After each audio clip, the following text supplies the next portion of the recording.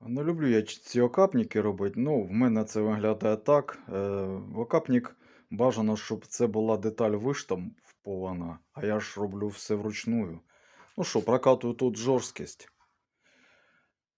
Потім на вальцях вигибаю це, так сказати, коло, щоб був нахил.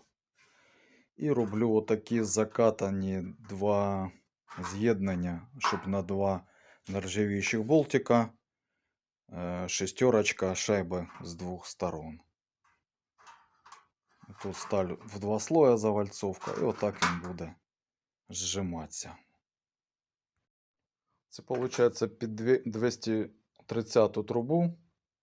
Сталь у нас 304, дзеркалочка в плівці. Ну, ось так це буде виглядати. Потім проходимо зверху обов'язково герметиком. Зажимаємо і проходимо герметиком.